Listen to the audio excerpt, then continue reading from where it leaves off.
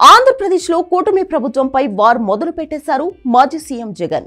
ఘోర ఓటమి తర్వాత నెల రోజులుగా ఆయనకు ఏం చేయాలో తెలియలేదు. అందుకే తాడేపల్లి టు పులివెందుల, అక్కడి నుంచి బెంగళూరు, మళ్లీ తాడేపల్లి, మళ్లీ బెంగళూరు ఇలా చక్కర్లు కొట్టారు. జూలై 15 నుంచి ప్రజా దర్బార్ అన్నారు. అంతకుముందు ఓదార్పు ఉంటుందని టాక్ వచ్చింది. చివరకు అవేవీ స్టార్ట్ చేయలేదు. ఏపీలో జరుగుతున్న హత్యల ఇష్యూని నేషనల్ లెవెల్ కి తీసుకెళ్లాలని డిసైడ్ అయ్యారు. ఢిల్లీ నుంచి చంద్రబాబు, పవన్ కళ్యాణ్ పై పోరాటం మొదలు పెట్టబోతున్నారు. కూటమి ప్రభుత్వంపై యుద్ధం ప్రకటిస్తున్న వైసీపీ అధినేత జగన్ ఈ నెల 24న ఢిల్లీలో ధర్నాకి ఏర్పాట్లు చేసుకుంటున్నారు. పార్టీకి చెందిన లోక్సభ, రాజ్యసభ సభ్యులు, ఎమ్మెల్యేలు, ఎమ్మెల్సీలతో కలిసి ఈ ధర్నా చేయబోతున్నారు.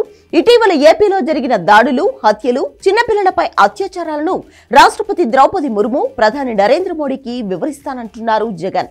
గతంలో తనకు అచ్చొచ్చిన, తన రాజకీయ జీవితానికి పునాది వేసిన ఢిల్లీ నుంచే ఏపీలో కూటమి ప్రభుత్వంపై పోరాటానికి దిగుతున్నారు జగన్.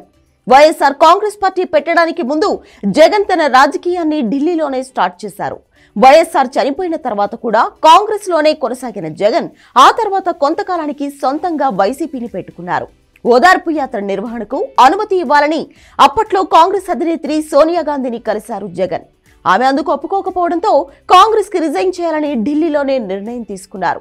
2014లో ఏపీలో ప్రతిపక్ష నేతగా ఉన్న జగన్ ఏపీకి ప్రత్యేక హోదా కోసం ఢిల్లీలో కొందరు జాతీయ పార్టీ నేతలను కలిశారు. ఇదే డిమాండ్తో 2015 ఆగస్టులో ఢిల్లీలో నిరాహార దీక్ష కూడా చేశారు.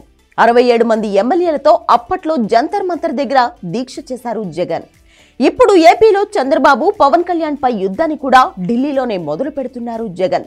ఢిల్లీ నుంచి వచ్చాక ఏపీలో ఓదార్పు యాత్రలు, ధర్నాలు, ఆందోళనలు చేపట్టబోతున్నట్లు వైసీపీ వర్గాలు చెబుతున్నాయి. హస్తిన వెళ్ళొచ్చాక వైసీపీ ఫ్యూచర్ టర్న్ అవుతుందా లేదా అన్నది చూడాలి.